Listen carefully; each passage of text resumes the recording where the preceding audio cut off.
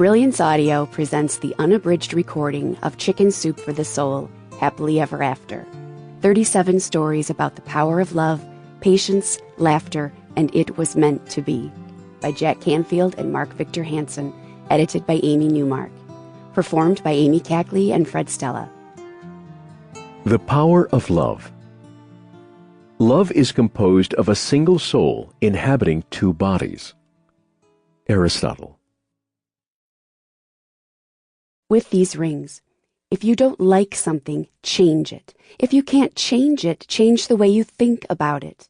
Mary Engelbright. I was a new pastor's wife when my husband took me to a small town in Oklahoma. We fought until we learned to love each other during the 2 years we spent there. I was the new girl in town. I knew no one and barely knew my husband, Brad. He was busy with his church, and there I was, stuck.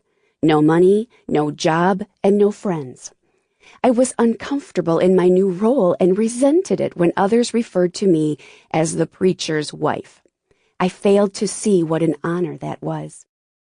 The parishioners made attempts to befriend me, but I was too busy being lonely and angry, and was bound and determined to let Brad know it.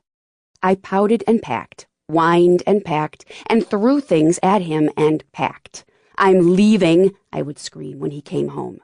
With the 50 cents I had in my pocket and no gas money, I don't know where I thought I was going, but I was adamant. "Don't do me any favors," he would reply, which only caused me to turn on my heels and shout, "I'm staying, and don't try and stop me." Who did he think he was? I wasn't about to let him kick me out. Somewhere between my daily suitcase packing episodes, I remembered that I had promised to love him for better or for worse. In desperation, I found ways to entertain myself. I spent hours picking from the 6 pecan trees in the front yard. I quickly realized that even though we had no money, the pecans made great Christmas gifts. I even found a job. Then my husband came home one day and announced that he had an interview at a church in Louisiana. I had just learned to live in Oklahoma. True to form, I pouted and griped on the way to Louisiana. Then something stopped me in my tracks. We were on our way through Texas when we ran right into what looked like a giant crystal bowl. An ice storm had hit the air. Sample complete. Ready to continue?